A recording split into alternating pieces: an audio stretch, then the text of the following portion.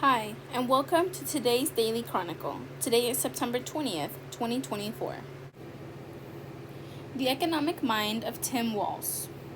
Democratic Vice Presidential Candidate, Minnesota Governor Tim Walz speaks during a campaign rally with Democratic Presidential Candidate, U.S. Vice President Kamala Harris at the Liacouras Center at Temple University on August 6, 2024, in Philadelphia.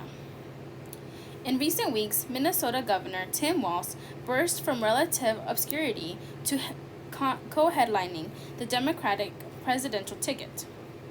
Walz's career rocket launch was fueled by his cutting political rhetoric, folksy Midwestern charm, jovial dad vibes, and progressive principles and accomplishments.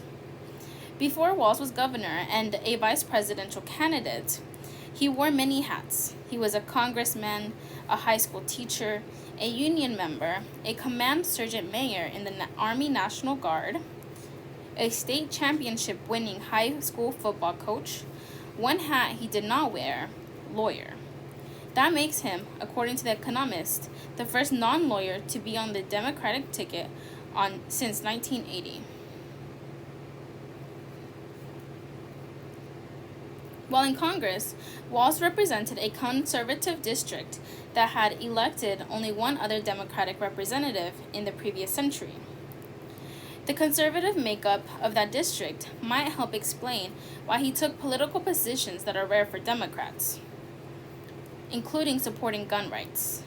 He had an A rating from NRA and Keystone XL pipeline, which progressive lawmakers and environmentalists opposed because of its likely environmental impacts.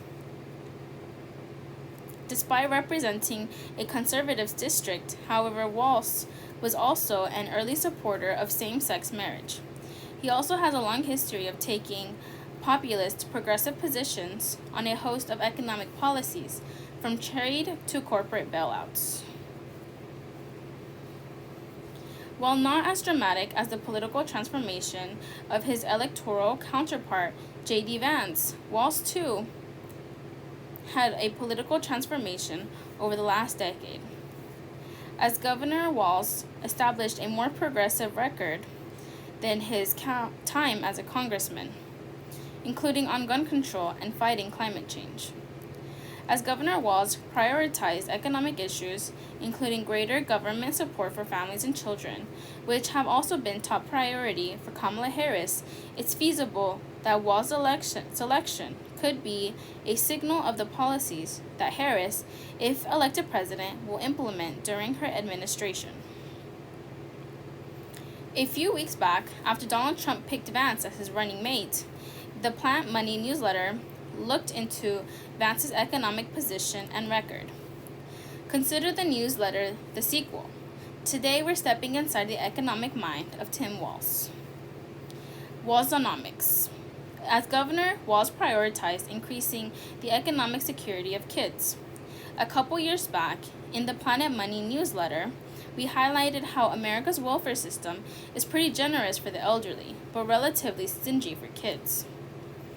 Comparing the United States to almost 40 other countries in the OECD, only Turkey spends less per child as a percentage of their GDP. It's a significant reason why the U.S. has a much higher rate of childhood poverty than other rich nations, and even a higher rate of childhood poverty than some not-so-rich countries. As Senator Kamala Harris co-sponsored legislation to increase the child tax credit, and according to reporting from the NPR's Asma Khalid, Harris was particularly passionate on this issue when she became vice president. During the pandemic, the Biden-Harris administration, as part of the American Rescue Plan, expanded and enhanced the childhood tax credit, helping lift millions of kids out of poverty. One study by scholars at Columbia University found it reduced childhood poverty by about 30%. But the enhanced childhood tax credit was made only temporary, and because of politics in Washington, Congress didn't end up renewing it. Governor Walz wasn't happy with that, so he implemented a state version of the childhood tax credit, which, according to the Policy Center, is one of the largest in the country. Starting in tax year 2023, every Minnesotan taxpayer with kids can claim $1,750 per qualifying child, with no limit on the number of children claimed. And because the credit is fully refundable, it means that even low-income Minnesotans won't have to pay, who don't pay much or anything in state taxes, are eligible for it. In addition to passing a generous tax credit for kids, Walz also created a program that gives Minnesotan K-12 students free school breakfasts and lunches.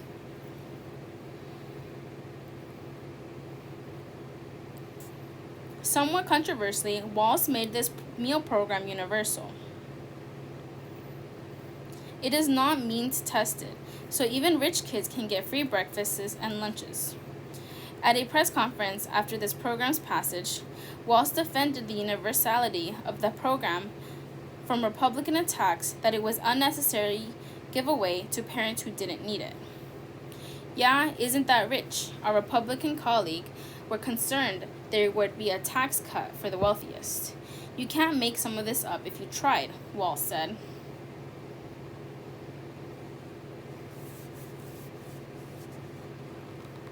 Walz argued that because the food program is universal, there is less bureaucracy in administrating it. State bureaucrats and schools don't have to verify the income of kids' parents. We know a lot of families, this is hard. They send you lots of paperwork. The universality of the tax credit was meant to make it easy as possible, knowing it's a benefit for all of them. In a recent interview with the New York Times' Ezra Klein, Walz further explained that making his school food program universal also helped eliminate divisions in school cafeterias. As a high school teacher for many years, Walz also served as a lunchroom monitor. In the past, Walz said students who received free or subsidized lunch would be identified because they had different colored lunch tickets. He suggested that the universal nature of this program helped eliminate class-based distinctions in schools and reduce stigma of poor kids who need assistance. In addition, Walz told Klein he would get a lot of feedback from parents, and especially mothers, because of the unequal distribution of domestic labor. That revealed another benefit of free school breakfasts and lunches. These were women who said, look, we didn't qualify before. We do now. It's an absolute tax cut for us, but it's an absolute lifesaver for me that I don't have to get up in the morning and either make breakfast or send one to school. So it's a double benefit for us. I have less work. My kids eat. So it was actually middle-class folks who were most jazzed about this.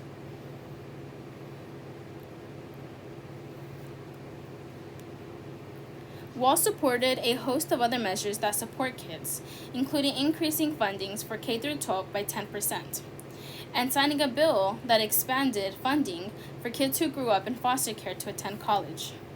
Walz signed legislation that gave Minnesotan workers up to 12 weeks of paid family and medical leave, as well as paid sick leave.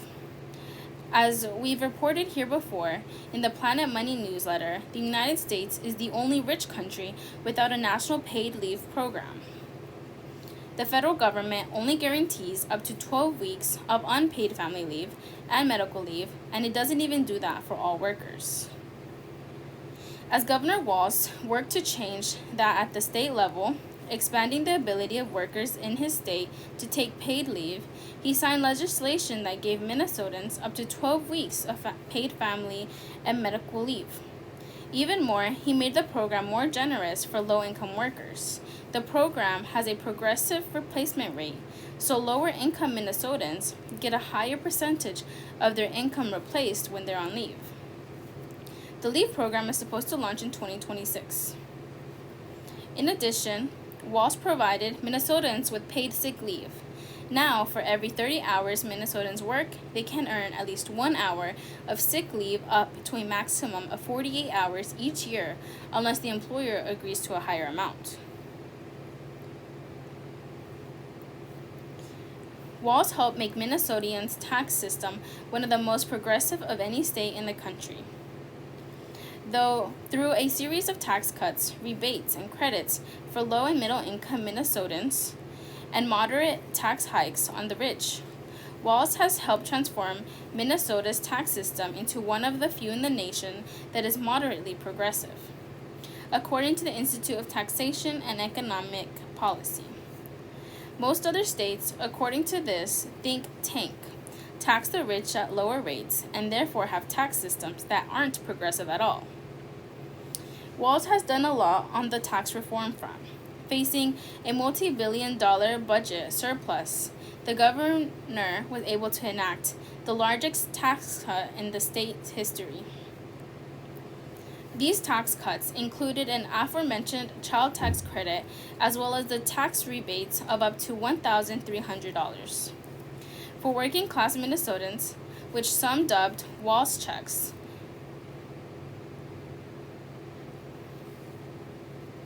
Walz also cut taxes for recipients of Social Security in Minnesota.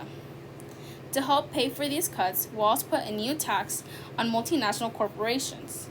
He put a 1% surtax on investment income over $1 million a year. Walz also increased taxes on gas to help fund infrastructure. Walz invested heavily in Minnesota's infrastructure. Under Walz, the state has spent billions on improving roads, bridges, and other infrastructure projects. Walz has earned a reputation as a WIMBY, or someone who has prioritized the development of new housing to help solve affordability issues. As Governor Walz took a number of actions to increase the supply and affordability of housing in Minnesota, including a $1 billion housing investment bill that amounted to the largest single investment in housing in Minnesota history. Walz called it a generational investment in housing. Walz is a former union member and a big supporter of organized labor. As a teacher, Walz was a member of the American Federation of Teachers Union, and, like his counterpart J.D. Vance, Walz walked a picket line with auto workers. Walz also abolished non-compete agreements, which limited workers' ability to switch jobs within an industry. He also banned companies from requiring workers to attend anti-union briefings, boosted funding for workplace safety inspections, and worked to enhance worker protections, including at Amazon warehouses. After Harris selected Walz, a range of unions praised him. Tim Walz doesn't just talk the talk, he walks the walk. The Union Auto Workers Union wrote on X, "From delivering for work-class Americans to standing with the UAW on our picket line last year. We know which side he's on." After intense back-and-forth negotiations with Uber and Lyft, Governor Walz helped Minnesota become the first state to establish a minimum wage for Uber and Lyft drivers. In 2023, the Minnesota legislature passed a bill that would help set a minimum pay rate for rideshare drivers and increase protections for them against being fired. Uber was not happy, and after they threatened they would largely pull out of the state if the bill passed, Walz ended up vetoing the bill, his first veto. Rideshare drivers deserve fair wages and safe working conditions. I am committed to finding solutions that balance the interests of all parties, including drivers and riders. Walz said about his veto, "This is not the right bill to achieve these goals. I have spent my career fighting for workers, and I will continue to work with drivers, riders, and rideshare companies to address the concerns that this bill sought to address." Ultimately, however, Walz successfully surmounted the intense opposition from rideshare companies and implemented a version of this policy. Governor Walz signed a so-called Taylor Swift bill that requires ticket sellers to fully disclose upfront the real price, including all fees and subcharges, or tickets to concerts, games, and other live events. This bill was apparently sponsored by a legislator unhappy that they had trouble buying a ticket to a Taylor Swift concert in Minneapolis. The new law, among other measures, requires ticket sellers to disclose the full price of live events, including all fees up front. Governor Walz legalized marijuana. Both as a congressman and governor, Walz has been a longtime friend of weed smokers. In 2023, he signed a bill that legalized cannabis in Minnesota and created an Office of Cannabis Management to oversee and regulate the new sector. The law also automatically expunged certain prior cannabis-related records from the criminal histories of Minnesotans. We've known for too long that prohibiting the use of cannabis hasn't worked. By legalizing adult-use cannabis, we're expanding our economy, creating jobs, and regulating the industry to keep Minnesotans safe, said Governor Walz in a statement after signing the bill. Legalizing adult-use cannabis and expunging the resentencing cannabis convictions will strengthen communities. That is the right move for Minnesota.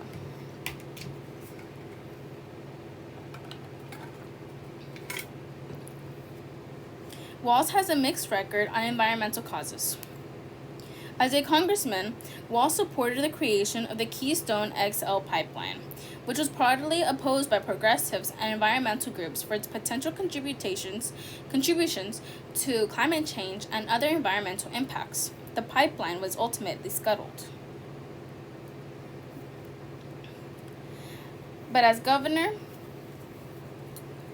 Walz signed a litany of pro-environmental bills, including a law that requires Minnesota to get 100% of its electricity from clean renewable sources by 2040. At the same time, however, Walz supported various causes opposed by environmentalists, including about mining, oil pipelines, ag pollution, and more, according to the Star Tribune. What we have appreciated about Governor Walz is he is very pragmatic, Julie Lucas, executive director of Mining Minnesota, told Politico. While serving in Congress, Walz opposed most free trade agreements he had opportunity to vote for. Walz, for example, voted against free trade deals with Peru, Panama, and Colombia. Trade can be a powerful tool for good. But as we've seen in the past, the agreements like NAFTA, sometimes these arguments work against the American worker. Then, Congressman Walz said in a 2015 statement, when opposing free trade agreements with Colombia and Panama, Walz expressed opposition to how these countries were governed. Although improvements have been made in recent years, Colombia still has one of the worst human rights records in the Western Hemisphere, especially when it comes to the rights of workers.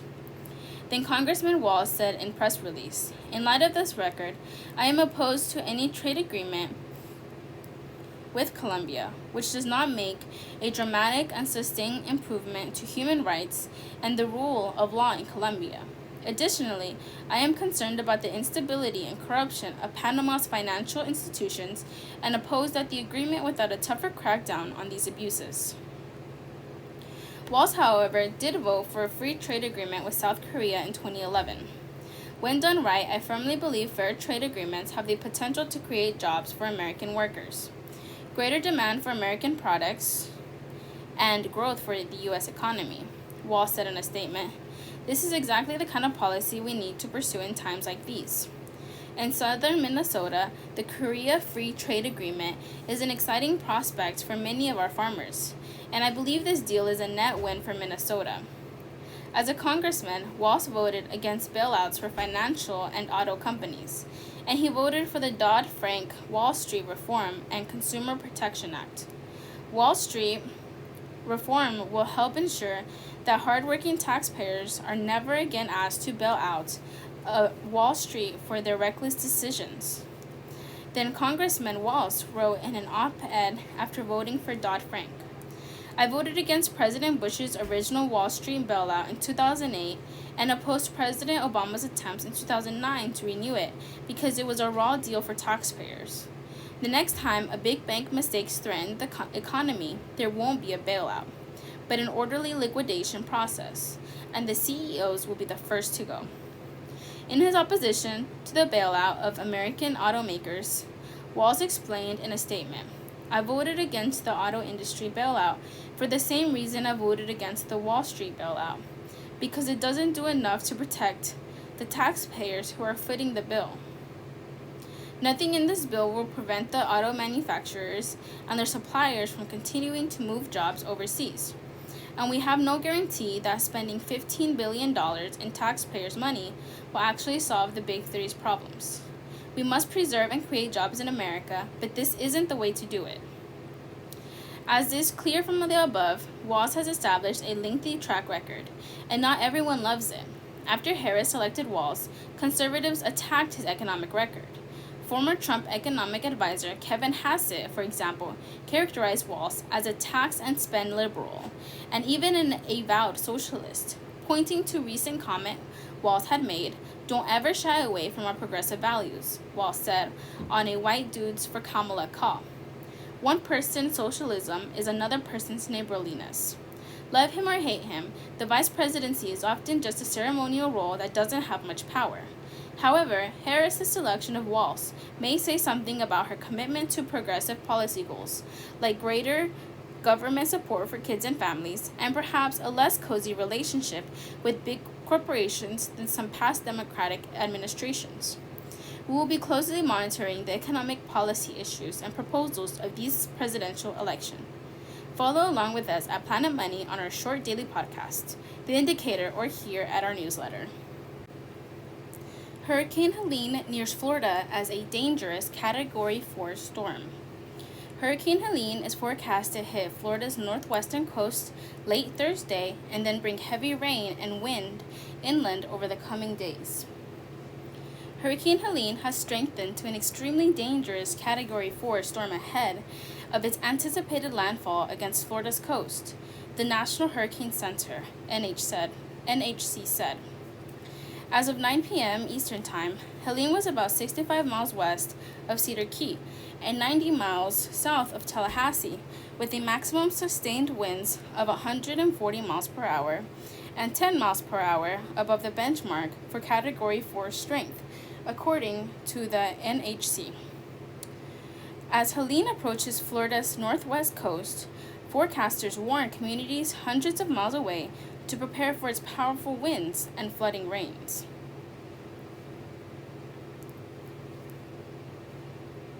People are splashed by churning surf from Tampa Bay as Hurricane Helene passes offshore on September 26, 2024, in St. Petersburg, Florida.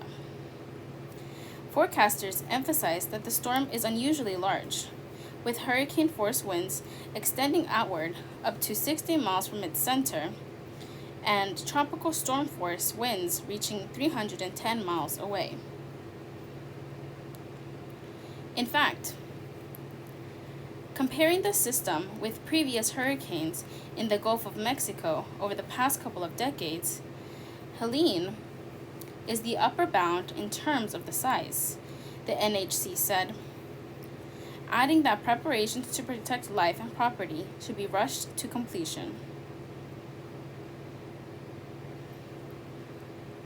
Tropical storm conditions had reached the Florida Keys and portions of the South Florida by late morning, with flooding reported in Naples, Treasure Island, Tampa, Sarasota, and St. Petersburg. Some parts of North Carolina have already seen 8 to 12 inches of rainfall associated with the storm since Wednesday morning, according to the National Weather Service. A man visits St. Pete Beach, Florida, as Hurricane Helene turns offshore early Thursday. Officials are arguing residents in the storm's path to heed evacuation orders and rush all preparations to completion. The storm is expected to move inland at high speed, bringing strong winds and rain. And with that, the risk of flash flooding, landslides, falling trees, and power outages across the southeastern U.S. as far north as the Appalachians. On Thursday night, more than 650,000 households were without power in Florida, according to Power Outage US. In Georgia, more than 30,000 lost power, with several thousand outages also affecting the Carolinas. There is also a growing risk of tornadoes late Thursday into Friday, especially in northern Florida. southeast Georgia, South Carolina's Midlands, and Low Country and southern North Carolina. The storm is forecast to dump 6 to 12 inches of rain over portions of the southeast, with 20 inches possible in some areas.